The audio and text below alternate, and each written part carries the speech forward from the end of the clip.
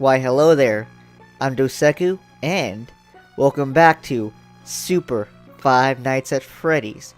Today, we're going to start off into Night 3, and this time, Freddy's in control. Bwah.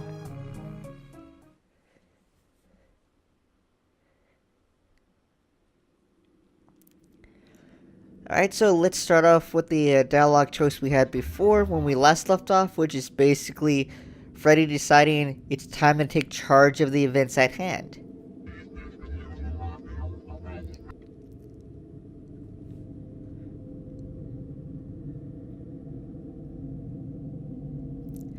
Now, unfortunately, there's really nothing new we can do right now. I did spend a little bit of time looking around to see if there's any new items that we can pick up as any of the other characters. But unfortunately, there isn't. This is probably a straightforward episode where we're just gonna skip right into the story elements.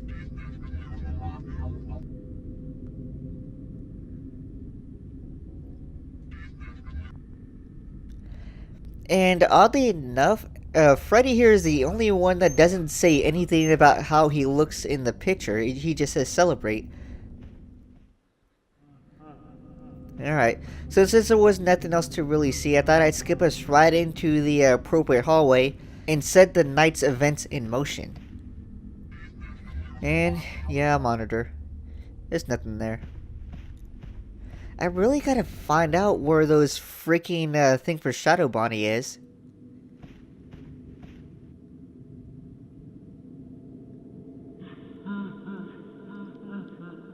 Now, this game has been a fairly decent adaptation of the original game, also keeping in line the fact that Freddy himself never actually became active until about Night 3 in the original game anyway.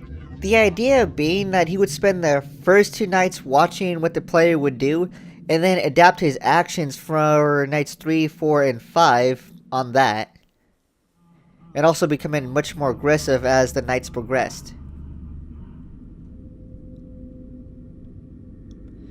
Alright, so we gotta talk to Golden Freddy.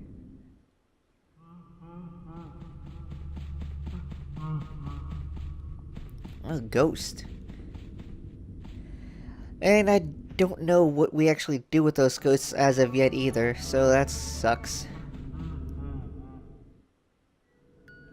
Alright, let's talk to Freddy here. Or Golden Freddy.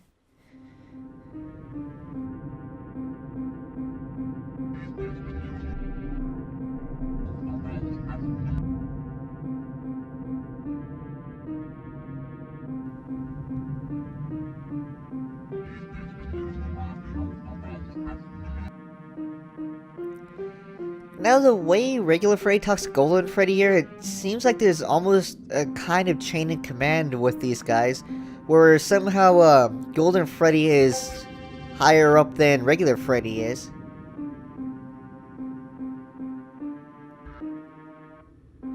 Especially by you can tell that especially by the way he talks to him. He doesn't really talk to any of the animatronics in this manner. But there's actually a reason behind this.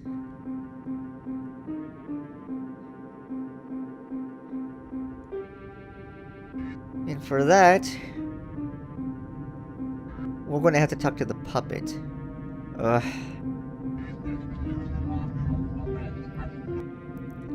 Yeah.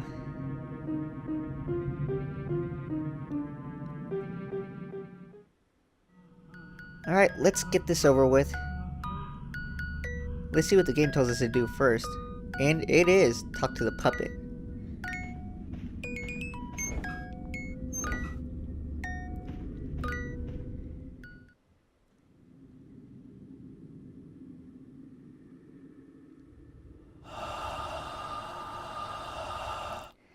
So I guess, if Golden Freddy is the leader, the puppet most likely plays the part of Sensei. And we get Golden Freddy's name, Michael. Now, if you recall, Michael was the birthday boy from in the flashbacks.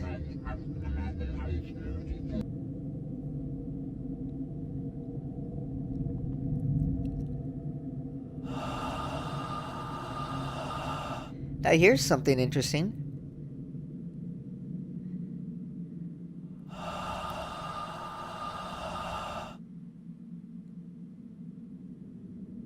Yeah, this is actually something the games themselves don't touch upon, and that's the fact that in this particular iteration, apparently Golden Freddy doesn't want to help us because we've been kind of dicks to him over the years, blaming him for the fact that, well, everybody's in the position that they are in. And due to that, Golden Freddy's kind of slumped into a depression, also kind of blaming himself for the actions that caused everybody's deaths. Yeah, that's kind of deep.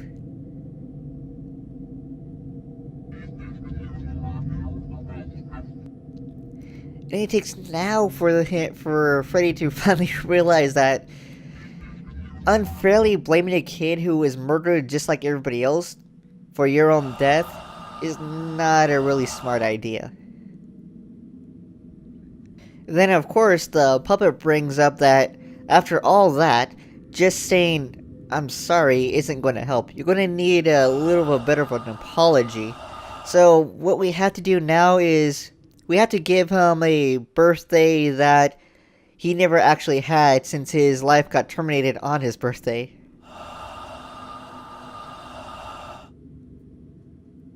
Alright. So, let's do this. Now you gotta kinda wonder how the puppet is going to arrange getting cakes and presents for everybody. And this is where it kinda gets a little creepy. So, the ghosts that were floating about, the ones that look like toy versions of the animatronics from Five Nights at Freddy's 2, they're actually under the thrall of the puppet. This guy looks worse and worse as the game progresses. I don't know where these kids died. I don't know why the puppet has control of them, but he does.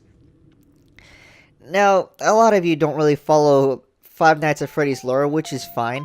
How it goes is the puppet is essentially the one that put souls into these animatronics to begin with. He gave life to the original cast that you saw in the first game.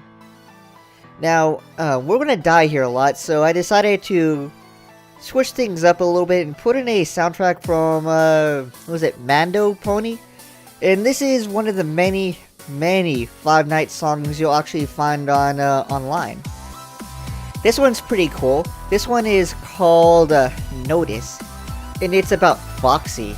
And I hope you enjoy it while I suffer through this absurd platforming section.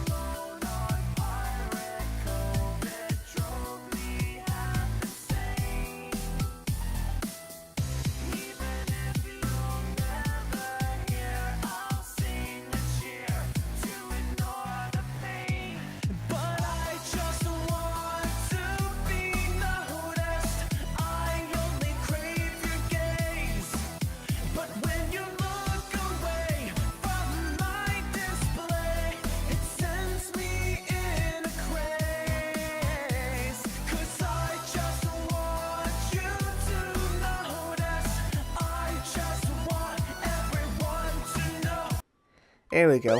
So the best way to handle this is to just run jump. I didn't want to cut to the...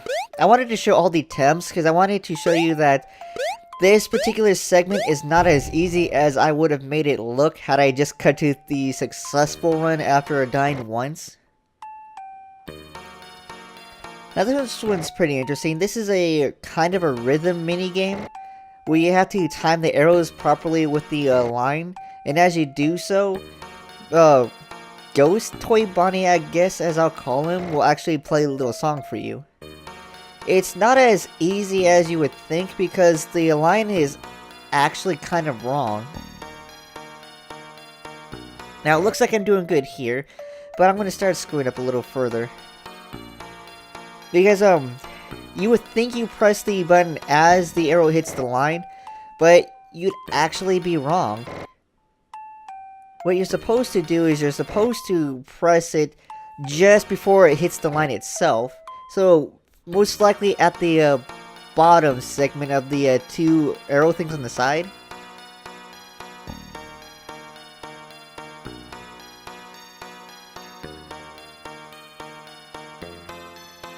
I really dislike this minigame.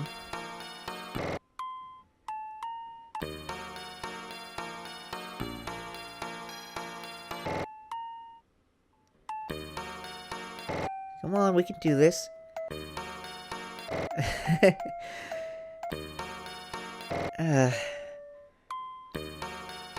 No, not yet.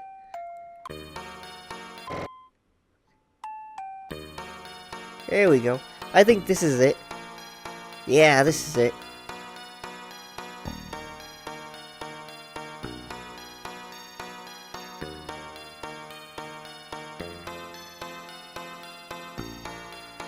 And there we go. Cake achieved.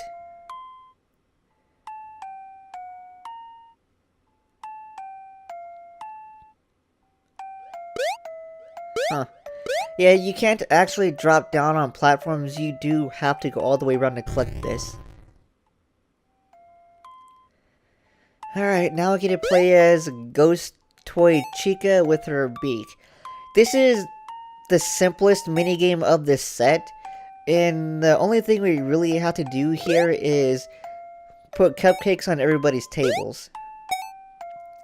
Now this one's kind of interesting, or it really isn't. If you look to the right, it looks like we got Balloon Boy as a child.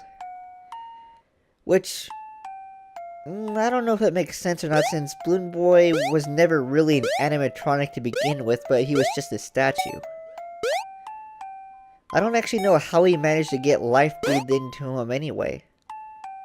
Although in a lot of games, he's actually the villain, at least some of the fan games you may have already seen.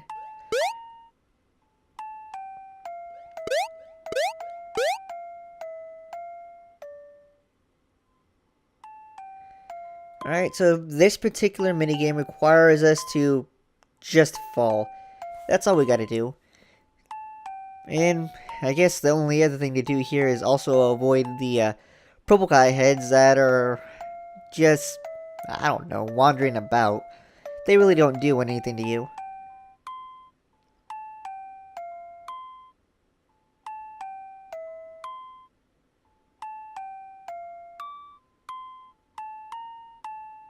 And there we are.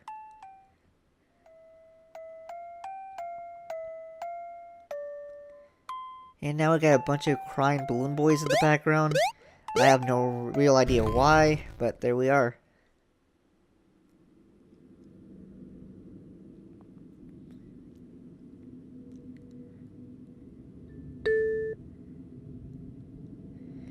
And of course, the ghost minions of the puppet did their duty and provided us a cake to give to Golden Freddy to celebrate the birthday he never had.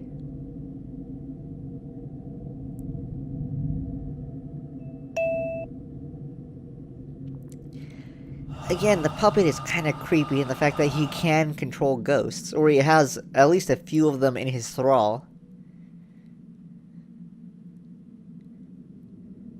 Is he the real villain of this?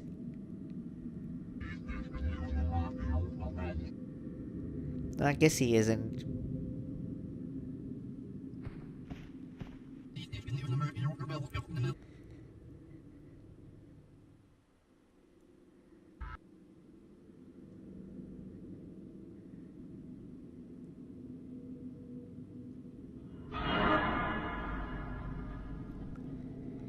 Now, this game doesn't really explain how Golden Freddy got his teleportation powers, but it does show that he does have them. And we're going to come up on the part where we're actually going to see what all these kids look like, so if you remembered any of them from the first flashback where we actually talked to all of them, you probably remember the names of. Actually, no, they only got the names in the murder cutscenes. Well, you'll get to see who became who.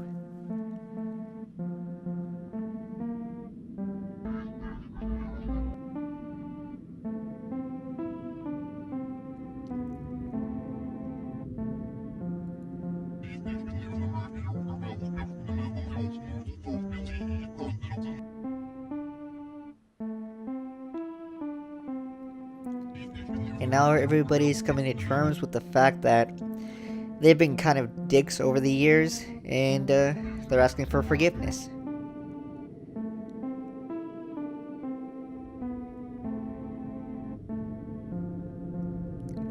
And now we get to see who became who. Although I don't remember what's the name of the kid is that became Foxy though. We get everybody else.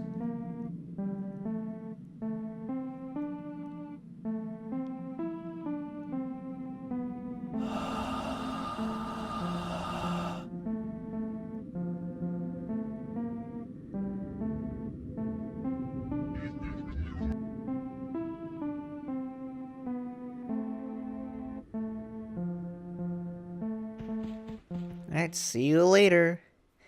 And we don't get any chance to explore, so we're just gonna roll right into the next day.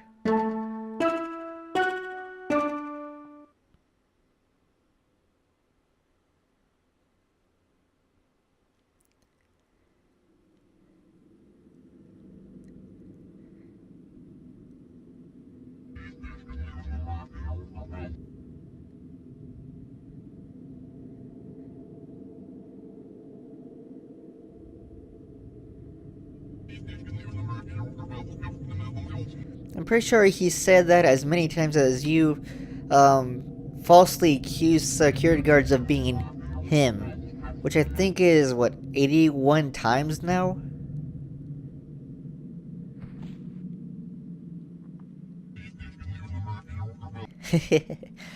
And of course, Fox is all ready for some action.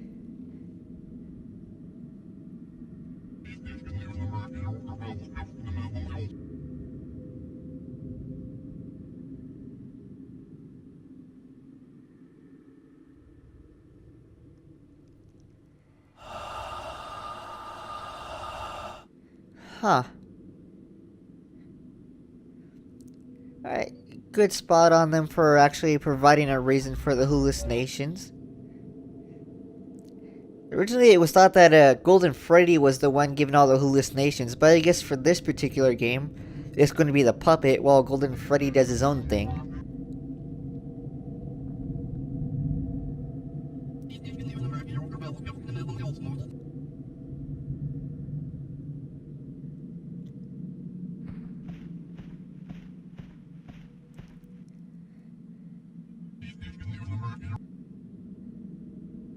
Oh, that's right. Foxy is Francis. So that is everybody's names. Huh. With the exception of who's playing Freddy, I believe.